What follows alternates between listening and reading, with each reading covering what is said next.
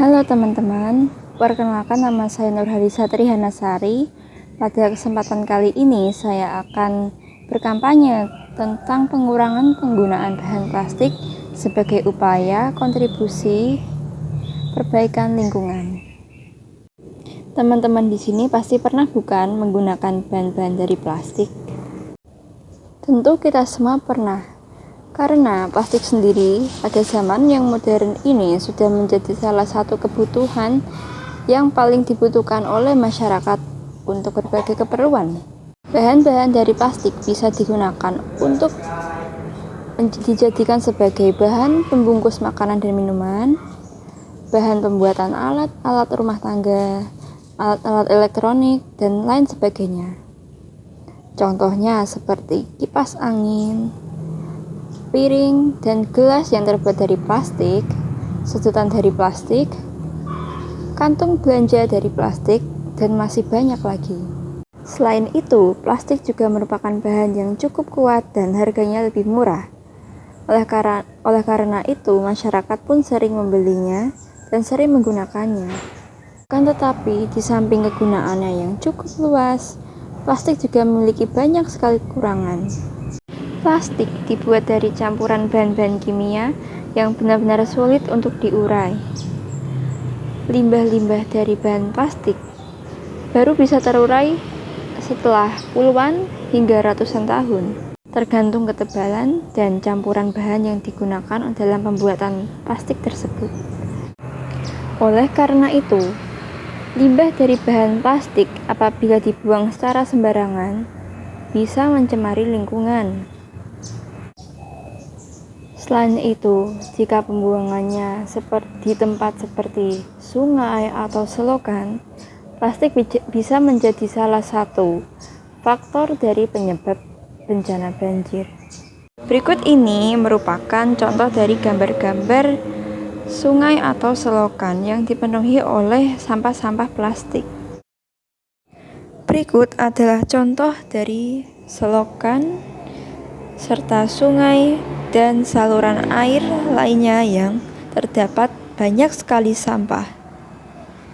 Tentu hal ini cukup memiriskan kita semua, bukan?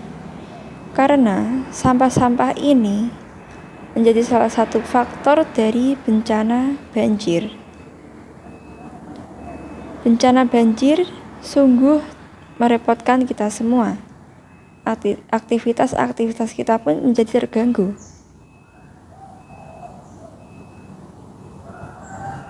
Dan tidak hanya itu saja, limbah dari bahan-bahan plastik jika dibakar akan melepaskan zat-zat yang beracun dan berbahaya bagi kesehatan kita, terutama kesehatan pernafasan kita. Dan tidak hanya itu saja, limbah dari bahan-bahan plastik jika dibakar akan melepaskan zat-zat yang beracun dan berbahaya bagi kesehatan kita, terutama kesehatan pernafasan kita. Zat tersebut adalah karbon monoksida, dioksin, furan, volatil, dan partikel-partikel berbahaya lainnya. Selain itu, pencemaran lingkungan akibat dari pembuangan limbah bahan plastik yang secara sembarangan ini tidak terjadi hanya di daratan saja, tapi juga terjadi di lautan. Banyak sekali makhluk-makhluk laut yang ikut terkena imbasnya.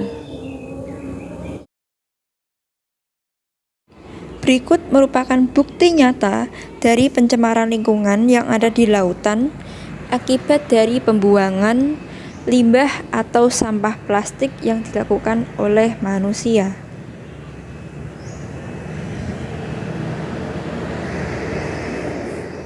Dari gambar-gambar tersebut terlihat cukup miris, bukan? Sebab biota-biota laut pun menjadi korban dari pencemaran lingkungan ini. Banyak sekali hewan-hewan laut yang bahkan memakan sampah plastik tersebut atau terjerat oleh sampah plastik tersebut. Dan beberapa di antara mereka akhirnya mati karena memakan sampah-sampah plastik tersebut. Dan beberapa bahkan ada yang sampai meninggal dunia akibat terlalu lama terjerat oleh sampah plastik tersebut. Contohnya seperti ikan kecil ini. Mungkin ia akan terjebak dalam plastik tersebut selama hidupnya hingga akhirnya ia mati. Sungguh buruk, bukan? Bahkan sampai biota-biota laut pun menjadi menderita akibat dari pencemaran dari limbah plastik ini. Dan pelakunya yaitu tak lain tak bukan adalah kita, para manusia. Teman-teman, kita sebagai manusia sudah semestinya untuk menjaga lingkungan dan juga alam yang telah Tuhan anugerahkan kepada kita. Karena efek atau dampak buruk yang terjadi akibat pembuangan limbah bahan plastik yang secara sembarangan ini tidak hanya terjadi pada diri kita sendiri, tapi juga pada makhluk-makhluk lainnya yang hidup berdampingan bersama kita. Contohnya seperti makhluk-makhluk laut tadi.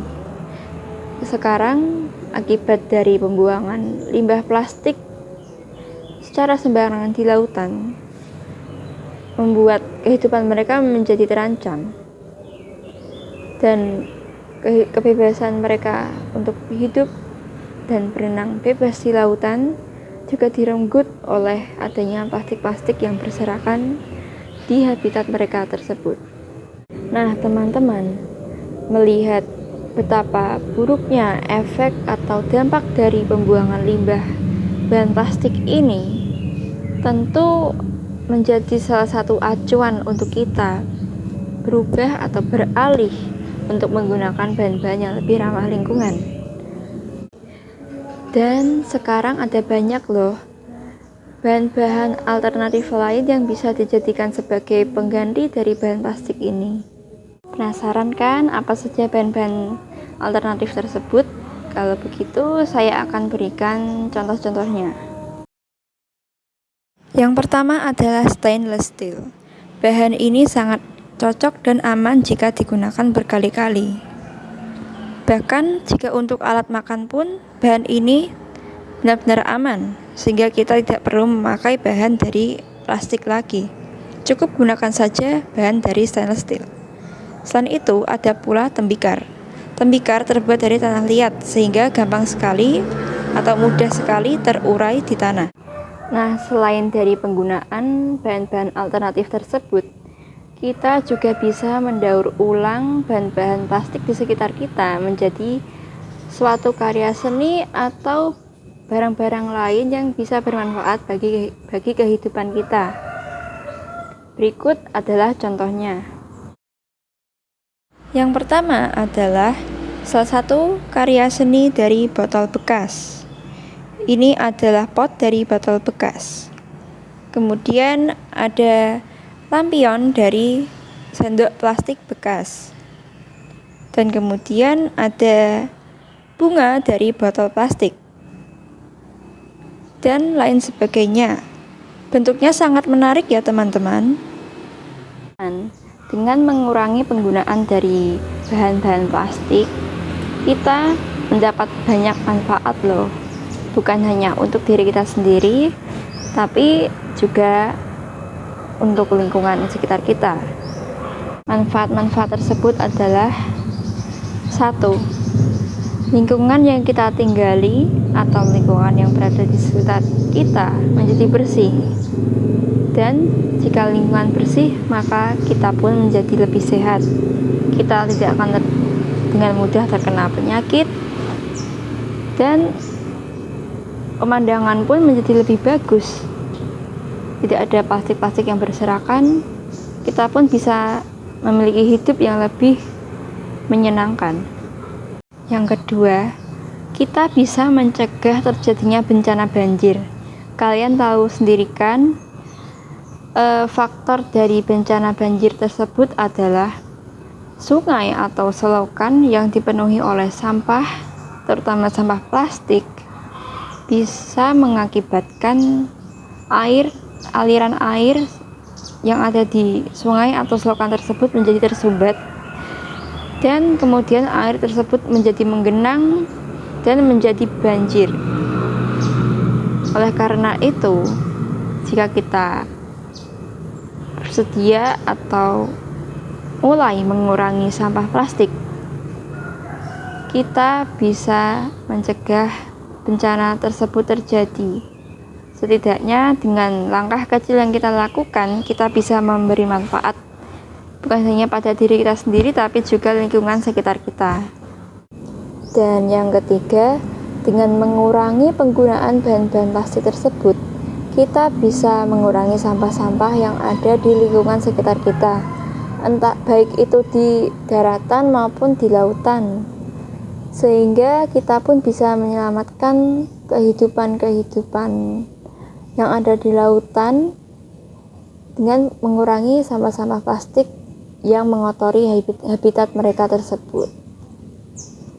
Teman-teman, langkah sekecil apapun yang kita lakukan untuk mengurangi penggunaan bahan-bahan plastik ini, kita akan tetap menerima manfaatnya. Entah sekecil apapun manfaat itu, tapi itu benar-benar bermanfaat bagi kehidupan kita dan juga kesehatan dan kebersihan lingkungan kita.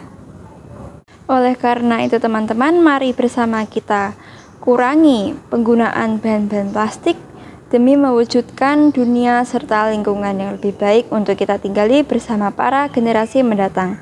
Free plastic, free life.